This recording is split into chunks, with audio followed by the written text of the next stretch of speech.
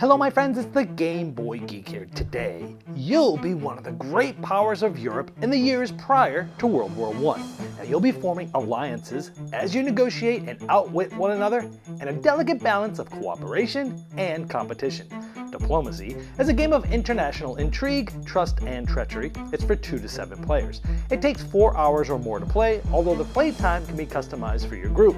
It's for ages 12 and up, and is published by Renegade Game Studios. Today, we'll be doing a rule school where I'll teach you how to set up and play the game so that you don't have to read the rule book yourself. Now, I placed timestamps below me in the description of this video just in case you want to jump to a specific section of the rules. Let's get started.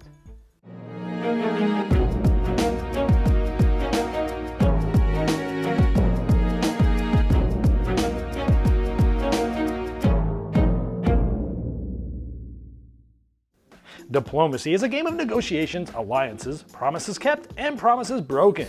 In order to survive, you'll need help from others, and in order to win the game, you must eventually stand alone, knowing whom to trust, when to trust them, what to promise, and when to promise is the heart of the game. Remember, you're a diplomat first and commander second. You'll be one of Europe's great powers right before World War I, and you're trying to control 18 different supply centers. And you'll be doing this by moving units like fleets into different provinces and gaining even support from other players. And maybe even negotiating a convoy through your own fleets and other fleets to get to certain supply centers. But you always have to watch your back because players are gonna eventually turn on each other and it's all about them for the victory. So let's see if you can use your diplomacy to negotiate and outwit the other players to come out on top. To set up, you're going to place the board in the middle of the table. I'm going to show you a 7-player game, which is the ideal player count. On page 16 of the rules, if you're playing with less than 7 players, you can read on your own the alternate ways to play, which changes it for the player counts. But even if you're playing with one of these smaller player counts, you'll need to watch this entire video because I'm going to show you all the concepts in the game.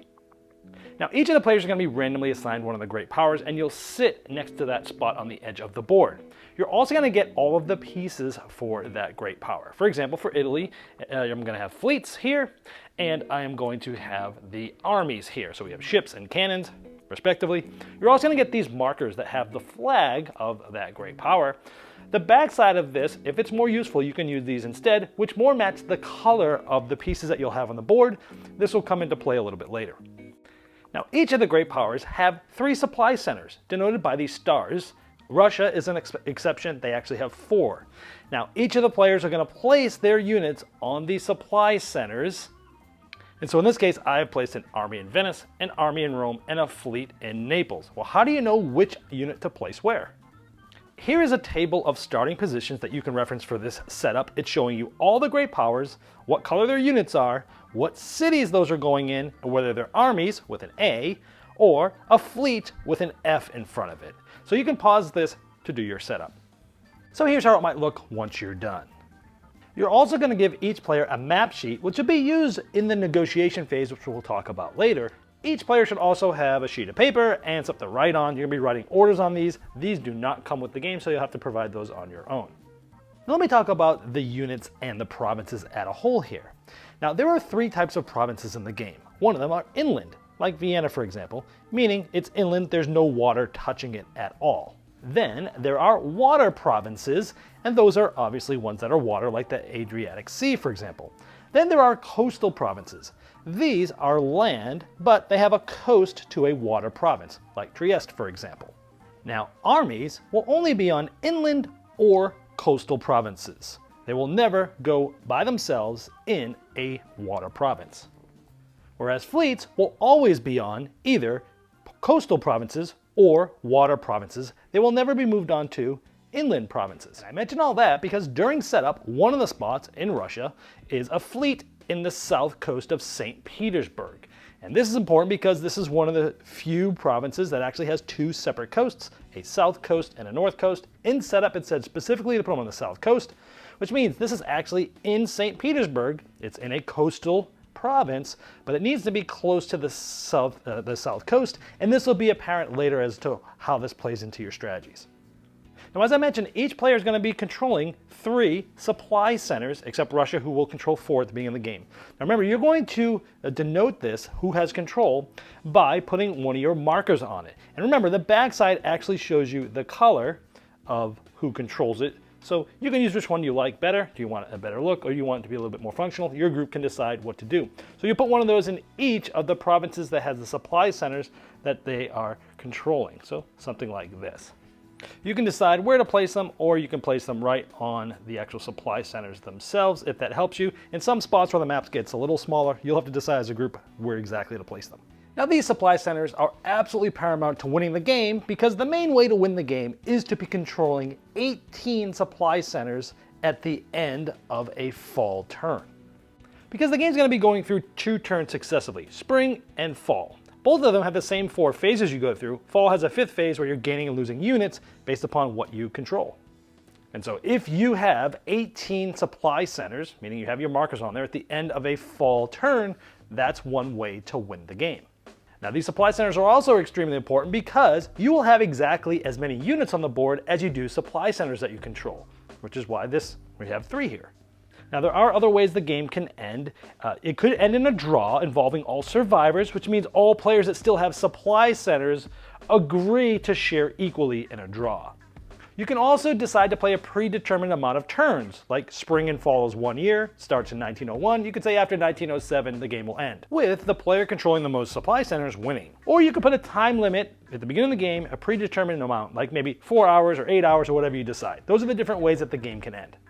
Now you're going to start in spring 1901, and for that turn you're going to go through the 4 phases. The first one is the diplomatic phase, and during this phase players are going to meet to discuss their plans for upcoming turns, alliances are going to be made, and strategies are set. Now for the first turn, negotiations last 30 minutes, and then 15 minutes for each of the turns after the first turn of the game. But players can shorten or lengthen the negotiation periods at their discretion. Now during the negotiations, players can say anything they wish, and some might want to go into another room or organize private groups of 2 or 3.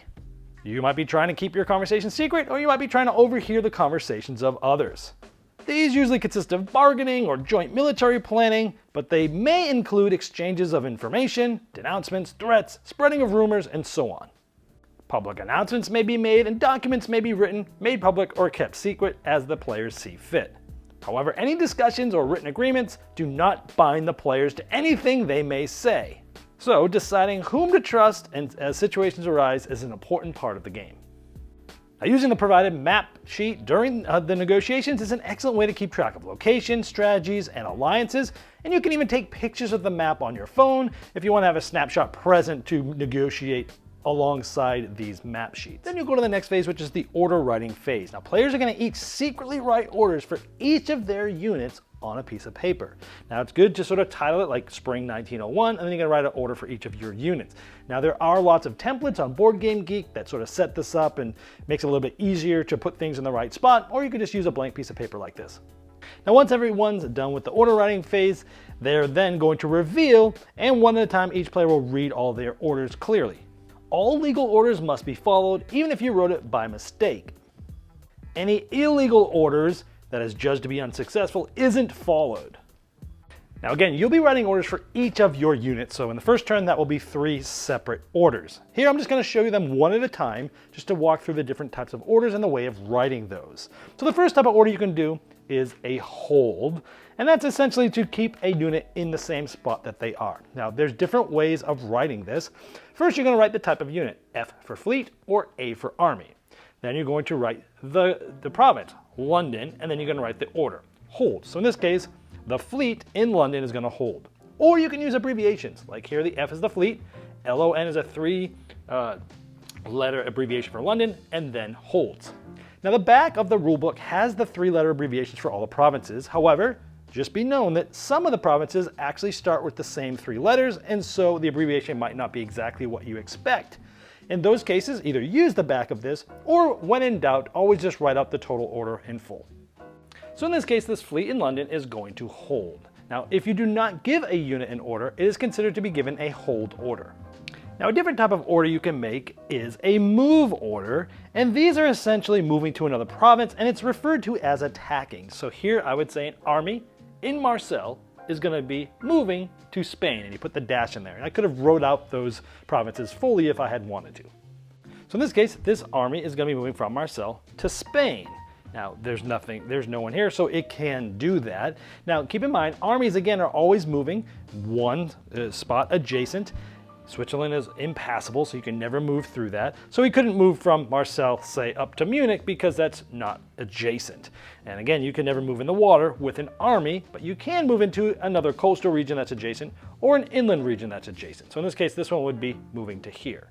Now, obviously, they might want to do that because this is a supply center, and that's the main way to win the game is to control 18 of those. Now, we'll talk more about this later. If it does end up moving here, they're leaving this vacant. They still control this unless another player's unit gets in here at the end of a fall turn. We'll go over that later. Now, let's assume instead this fleet that was in Gascony, and it can be here because it's, again, a coastal province. It could have moved either, in this case, to the mid-Atlantic Ocean, because they can go out to the water, it's adjacent, or they could have moved to an adjacent coastal province. In this case, this is adjacent to here along this coast, so they could have moved here. In this case, they would have specified North Coast, and that would have essentially also been trying to get this specific supply center controlled. But from where this started, it could not do this because the adjacent coastal province is this. They would have had to have moved here first, and then next turn they would have tried to move there. And you can never move to a location that's unnamed, like these islands, for example. Now let's talk about some of these specific coasts. Like here, it's the north and south coasts, but like in Bulgaria, there's an east and a south coast. This fleet could move into the mid-Atlantic Ocean because it's next to it. Again, it could move back to here because it's adjacent, but because it's at the north coast, it couldn't move from here all the way to the West Mediterranean. It would have had to have been in the south coast in order to do that. Keep in mind, to actually move here, it would have either had to have moved up to the Mid-Atlantic Ocean, then to the Western Mediterranean, and then here, or it could have went from the north coast to this adjacent coastal region to then this adjacent coastal region. Now, whether it's in the north or the south, it's still considered to being in Spain, but you put it near there as well. Also, when you're moving to a province that has two coasts, you must specify north or south coast. Now let's talk about a couple of tricky situations on the board. Here we have the Black Sea and a fleet. It can move to Constantinople on one turn. And then, because it's on this coastal region, on its next turn, it can use this waterway to come out to the Aegean Sea because it's all adjacent there. Now let's say you have a fleet in Holland. You could move, because it's an adjacent coastal region, to Kiel. Then there's the Kiel Canal here, which are these waterways, and on a subsequent movement, this could move directly to Berlin without moving through Denmark. Speaking of this, Denmark is this entire region right here. And because of this, you could move an army from Sweden to Denmark or vice versa in just one movement. Also, if you had a fleet in Baltic Sea, you couldn't move directly to this water province. It would have to go through Denmark first, then get here in a subsequent movement. Now let's talk about strength. Each unit is one strength, regardless of which unit it is. Now, if both of these units tried to move, so this one from Marseille to Spain, this army, and this fleet from the Gulf Alliance to Spain, if both of those players made those orders for them to move here, in this case, they'd be trying to move in here and there would be equal strength, 1 and 1. This is called a standoff. And with standoffs, they stay in their original provinces. Now keep in mind, it's 2 or more units. So all 3 of these could have been trying to move in here, and since they're all tied with 1 strength, again, a standoff would have happened. Now in this case, if this fleet were already here, and these 2 units both ordered to move into Spain, it again would still be a standoff because you'd have equal strength between all 3 of these. These would not move because it's still a standoff, and neither would this. This would stay there and keep control of that. Sometimes it could be a chain reaction or a traffic backup. Let's say this is how it was. This player was a hold. They stayed here. This one tried to move here, and this one tried to move here. Well, this one can't move because, again, they moved in there. It's equal strength. This one's not dislodged. It stays there, so this one doesn't move. This one is now trying to move into here, and it can't because, again, another standoff, so it doesn't move, so it's sort of a traffic backup. Now, if this unit stayed here, they held, and this unit was going to move to this adjacent coastal region here, and this one was going to be moving here, essentially these 2 swapping spots, that cannot happen with a standard move order. We'll talk about a little bit later how you use convoys in order to do that, but normal movements, you cannot swap spaces like that. Now, 3 or more units can rotate provinces during a move, assuming that none of them directly traded spaces. So this one could have ordered to move here. This one could have ordered to move here, and this one could have ordered to move here. In this case, all 3 of those things could have happened because they didn't trade spaces. Now let's look at that again. If this one was trying to move into here, and these 2 tried to swap spots, that wouldn't happen, so they'd stay, and so would that one. So as you can see, negotiations and doing what you said you'd do or not can really mess things up for other players. Now let's talk about a support order. Since all units have equal strength, one unit can't attack and advance against another without some help. That help is support. So in this case, this here is going to try to go into here, and this army is going to support it with some orders. So let's check out the orders from this France player. Here we have an army in Marseille that is supporting. And when you support, sometimes it's best to just put it on its side and pointing into where they're supporting. That helps make things clear as to what's going on. They're supporting a fleet from the Gulf of Lions to Spain. And since Spain has two coasts, we're going to specify South Coast. And the fleet itself is also moving from the Gulf of Lions to Spain, the South Coast. These all have to check out together or nothing happens. Now, if this player had ordered this fleet to move from this north coast over to here, then this could have moved in here without any support. However, let's say it was like this, and again, this one's moving in, strength of 1. This is getting support, a strength of 1, so it's a total strength of 2. This has a strength of 1. So this is going to be able to move in to the south coast here. And again, this is still just considered one big province, so this is going to be getting dislodged. And the easiest way I've found to do this is to place the unit being dislodged on top of the other unit. This will help you see when to disband things later. We're going to go into that in some of the later phases. And lastly, make sure that when you're giving support, you're giving it to a province that you could legally move to. Like this army could have legally have moved to here because it's adjacent. Now let's say it looked like this. This player's here on the north coast. And this player is trying to come in and they're supporting themselves to try to take this out. But this player made a deal with this one, and this player is now supporting this one. You can support a spot where somebody else is holding. You just have to write the region that you're supporting in. You don't have to write the unit name. Now in this case, it would have been a strength of 2 and a strength of 2. So that is a support in standoffs, and nobody would move and nothing would happen. So let's talk about some dislodgements in standoffs. So here, let's say that this army is moving here. This one is moving here. It has some support, strength of 2, has some support, strength of 2. Now, normally this would be causing a standoff. This one is moving into here with a support of 1, so this has a total of 2. Now, because this is moving into a province that is not the one that is causing them to be dislodged, this attack came from Bohemia, not this province. So because this is moving to a different province than the one that dislodged it, a standoff can happen, which means strength of 2, strength of 2, a standoff happens, these don't move. This one has the support of 2, it's coming in, and because this one's here, it is going to end up getting sort of dislodged here.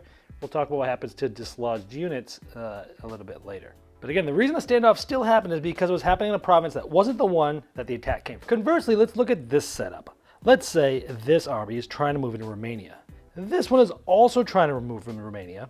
This one is trying to move into Bulgaria, where this is with a support of 1. So this would have been a support of 2. Normally this would have been dislodged if this had held here.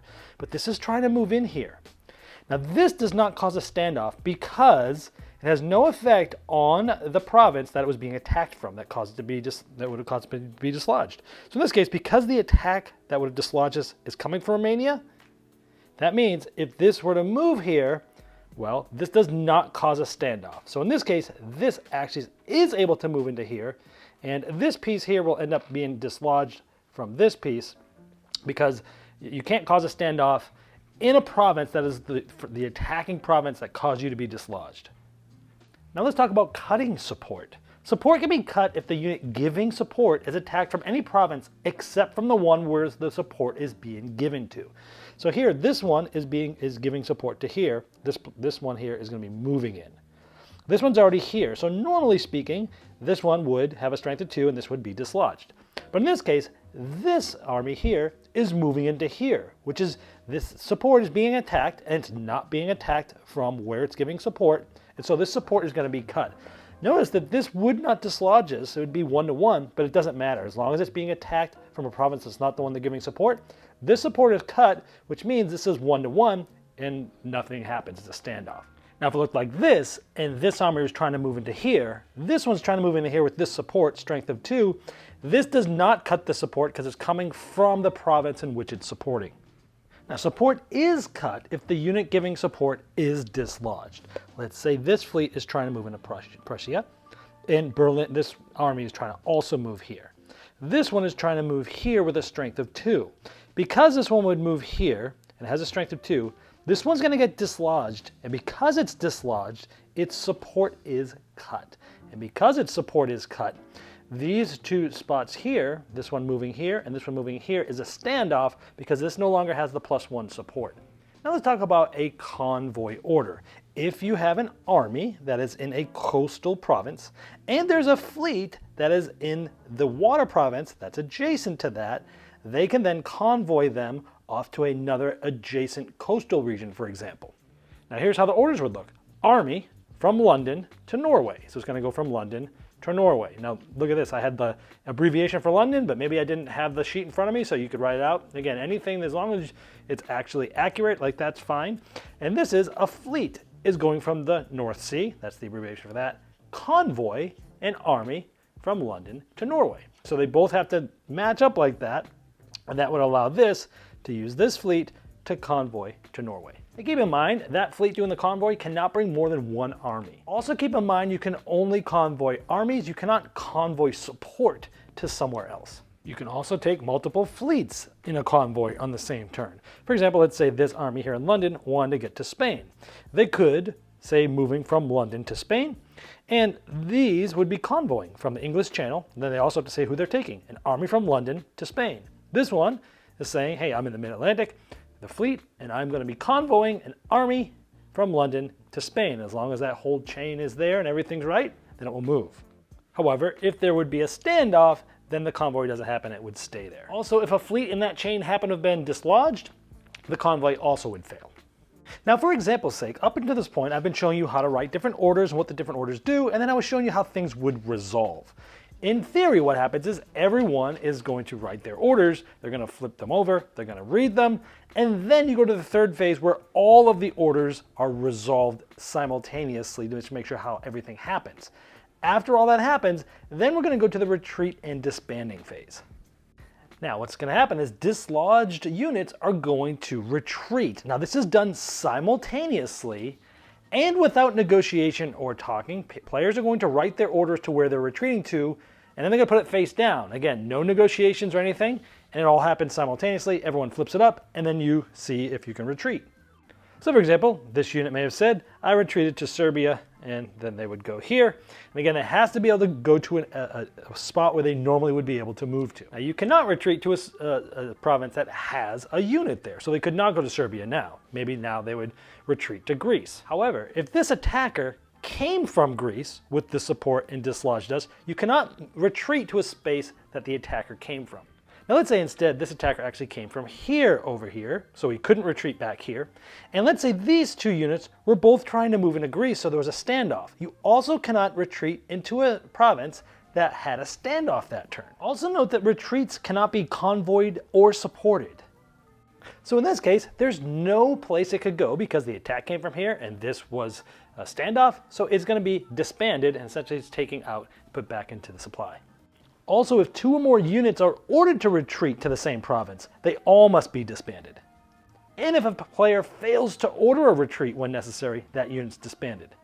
And you can always decide to voluntarily disband instead of retreating. So far, I've shown you all 4 phases in the spring turn. After that, you're going to go to fall, and you'll do all 4 phases the exact same way again. But at the end of the fall turn, there's a 5th phase, gaining and losing units. Then you're going to look at the control of the supply centers. Now let's look here. Now this was set at last year's fall, or at the beginning of the game if it's your first year. Now here we see that this is still controlled by yellow. This has no one in it, but since it started the game controlled by yellow and there's no one here, yellow would still control it. Here, this was controlled by yellow at the beginning of the game, and they've moved out, but now there is a new unit there from another player. So now this control is going to go to red. Now this is very important because however many of these supply centers you control is how many units you're going to have on the board. If you have fewer supply centers controlled than units, you must disband the excess number of units, but you get to choose which ones. Now if you have more supply centers than units, you'll be able to build new units, but only in unoccupied supply centers of your own country. And the quantity of those new units in your home supply centers is up to matching your unit count with the supply center count. You cannot build units in supply centers outside of your home country. So much like the retreating step, you are going to say where you're bringing your extra units in on your paper secretly and simultaneously with everyone else, and then once everyone's ready, you flip it over and there's no negotiations during this part. Now in this case, since this Austrian army took over the supply center in Constantinople, they now have 1, 2, 3, 4 supply centers. They had 3 units. That means they're going to get 1 more unit because that's going to match the amount of supply centers they have. Now in this case, it's going to be added to one of their unoccupied home provinces, which are Budapest, Vienna, or Trieste. And so they decided to build in Budapest, and since it's an inland province, it must be an army. Where if they had placed in Trieste, it could have been an army or a fleet. Now if all of your home supply centers already have units there, and you were able to build, well, it's tough. You needed to leave a space open in your home supply center in order to build units there. Now at this point, if any player controls 18 supply centers, or the most supply centers, if players elected to end on turns or on a time limit, that player would win. Otherwise, you start the next year in the spring turn. Now keep in mind at the bottom of page 16, it starts the section of rare cases and tricky situations that might help you out in a bind. And on the last page of the rulebook, page 23, there are 22 rules to help you resolve orders.